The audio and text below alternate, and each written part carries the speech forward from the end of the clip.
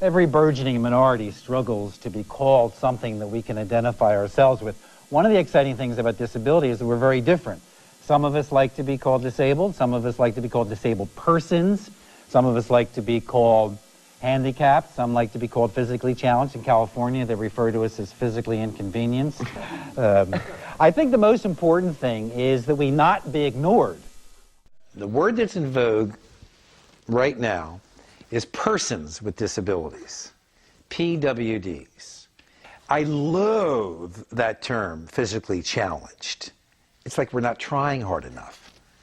Amongst us, crip, gimp, blind as a bat, deaf as a post is fine. It really is fine. And I walked into the receptionist and she said to me, "Can I help you?" And I said, "Yes. My name is Rick Curry and I'm here for the mouthwash commercial." At that moment, she burst into peals of laughter. She kept pounding the desk and she kept saying, "Jimmy put you up to this, didn't he? This is great. He finally got me. This is fabulous. This is spectacular." And I said, "Who's Jimmy?" And with that, I saw her face change. And it was for the first time in my life that I felt and saw the ugly face of prejudice.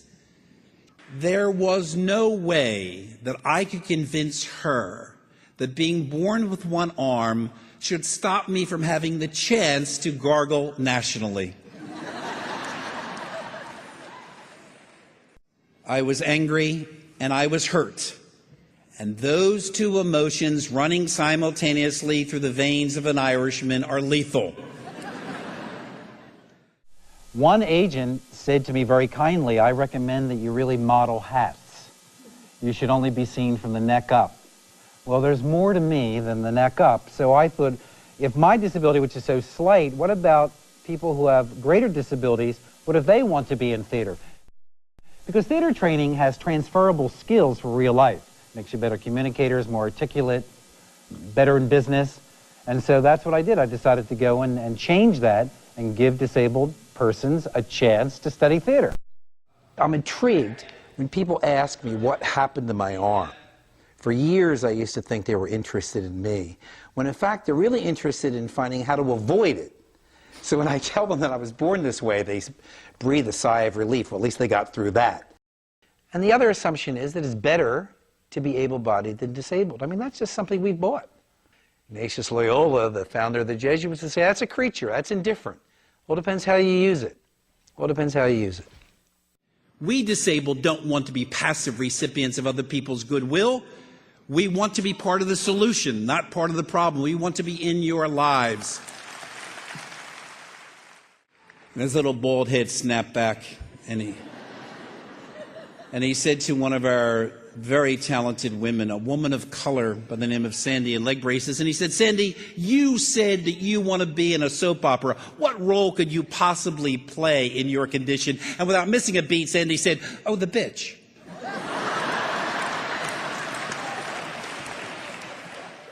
And then he turned to me and he said, "You know, Brother Rick, I have to tell you that I'm really offended when I hear you refer to disability as a blessing." I said, "Oh, my friend," I said, "we don't want you to become disabled. We don't want your children to be disabled. We don't want to be disabled. But if, in fact, that is the gift that God has given us, I say let's celebrate it."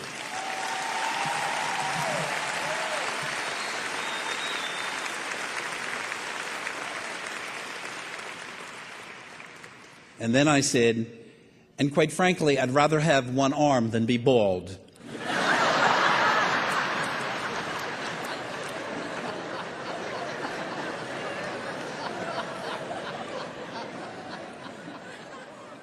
Embrace all of your limitations.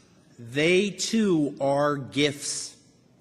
And accept other people's limitations. Those too are gifts. Celebrate their differences.